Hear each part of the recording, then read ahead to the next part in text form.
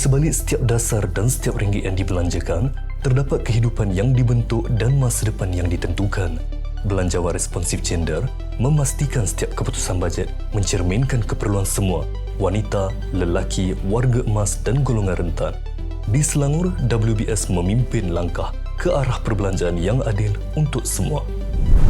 Perjalanan dimulakan dengan bengkel pengenalan belanjawan responsif gender dan penelitian belanjawan membuka ruang kefahaman tentang bagaimana belanjawan boleh memacu keadilan sosial.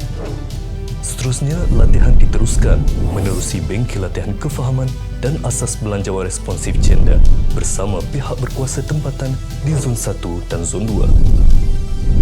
6 pihak berkuasa tempatan iaitu Majlis Bandaraya Shah Alam, Majlis Daerah Sabak Bernam, Majlis Bandaraya Diraja Kelang, Majlis Perbandaran Sepang, Majlis Bandaraya Petang Jaya dan Majlis Perbandaran Ampang Jaya terlibat dalam menjayakan bengkel ini.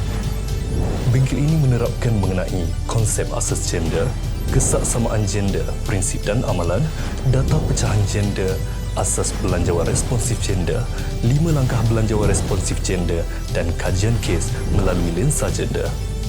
Setiap bengkel membawa mesej yang sama.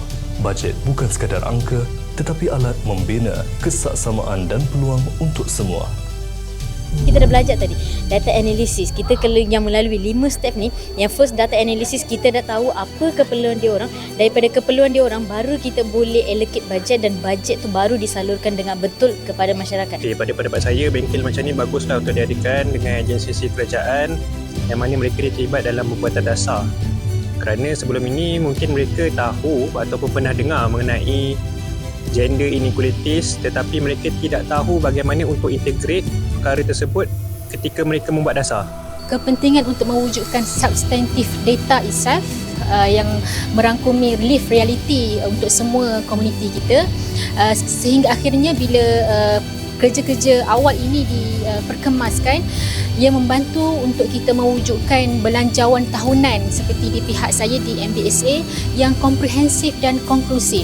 Dalam di bahagian landscape tu, before this kita buat design, kita buat pembangunan tu, kita ambil kira kriteria-kriteria yang penting utama. Tapi bila once kita dah terlibat dengan gender responsive ni, kita dah tahu dah apakah keperluan-keperluan ataupun intipati ataupun keperluan mengikut jantinah lah gender yang perlu kita justify dan kita sediakan supaya dia meets all the demands and all the requirement for all the genders. Macam itulah. Contohnya macam bila saya buat taman awam, sekarang kita dah buat taman inklusif. So kita dah spesifik dah.